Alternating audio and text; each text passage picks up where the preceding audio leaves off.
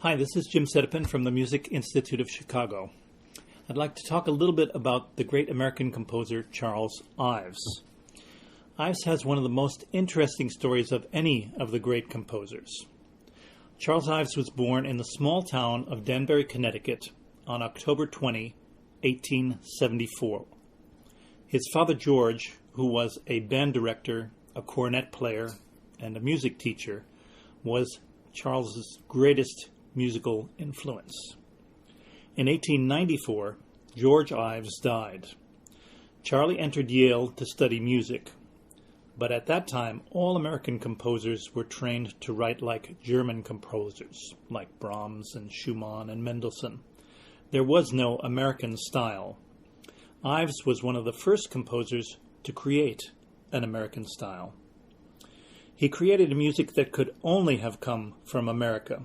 His music is a reflection of his New England youth, memories of life in a simpler age. He yearned for a time of town hall meetings, village bands, the noise of a crowd, the beauty of a hymn tune. And he was also very involved in Ralph Waldo Emerson's transcendentalist philosophy, with man, nature, and God being one. You might think that Ives' music would be simple and sweet and full of nostalgia, but it's not at all.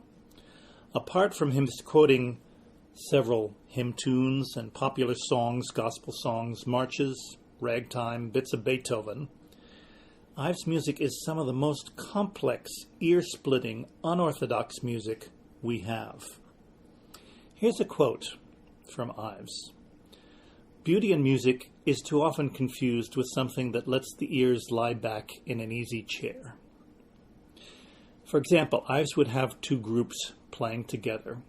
Each one would be playing a different tune in a different key.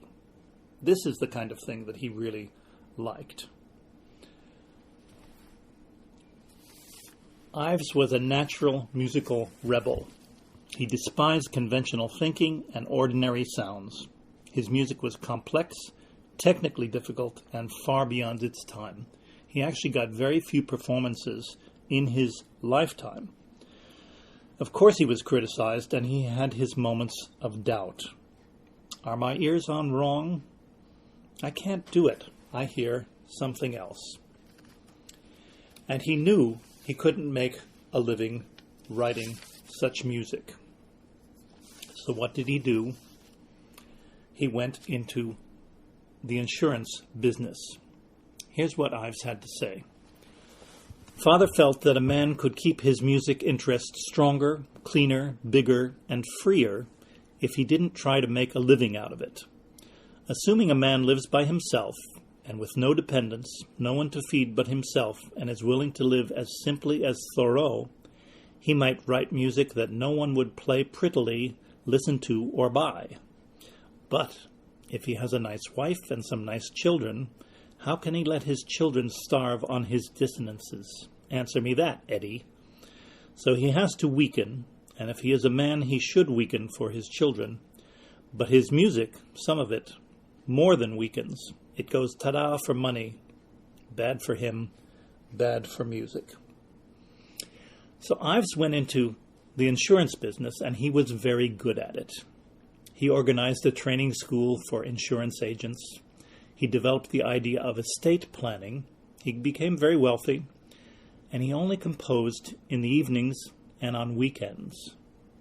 He retired in 1929, in which year his company, Ives and Merrick, brought in $48 million worth of new business. Now that'd be a lot in 2012, but in 1929 that was a fortune. But Ives' music was so unusual that in the early 20th century very few could grasp its meaning. It wasn't until the 1960s that his music started to be heard regularly. Ives died in 1954 when he was 80. You might want to listen first to a fun piece called The Circus March. It's for chorus and orchestra, and here's what the chorus sings. 3 short verses. All summer long, we boys dreamed about big circus joys. Down Main Street comes the band. Oh, ain't it grand and glorious noise. Horses are prancing, knights advancing, helmets gleaming, pennants streaming. Cleopatra's on her throne, that golden hair is all her own. Where's the lady all in pink? Last year she waved to me, I think. Can she have died? Can that rot? She is passing, but she sees me not.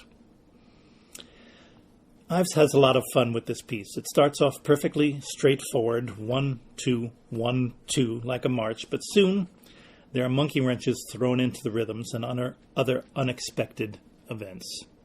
There's a terrific recording of this by the San Francisco Symphony and the San Francisco Symphony Chorus, conducted by Michael Tilson Thomas on BMG Records. Our concert this Sunday at Nichols Hall is going to feature another interesting Ives work, which is called The Unanswered Question. In this piece, there are 3 performing groups. First, there's a string orchestra, and for the whole piece, they play a very slow, very quiet chorale. And they represent conventional, everyday life that goes on and on. Never changing, just quietly there. The second element is a single trumpet player. The trumpet plays only one phrase over and over, which is meant to represent the question of our existence. What is the meaning of life? What are we doing here on earth? It sounds something like this. Dee, da, da, dee, da. Sort of a very uneasy kind of a question. The question is always the same throughout the piece. You'll hear it 7 times. And the other group that plays in this piece is 4 flutes. And the 4 flutes attempt to answer the trumpet's question. At first, they quietly ponder the issue among themselves, but gradually they become more and more aggravated at their inability to answer it. The music becomes louder and faster, strident and frantic, and the last one they absolutely go wild, mocking the question and ending on a very dissonant high note. Then they suddenly disappear. The trumpet intones the question for a final time, and the strings are heard, continuing on in undisturbed quiet. Ives' The Unanswered Question is also on this same CD with the San Francisco Symphony. We hope you enjoy this music by Charles Ives.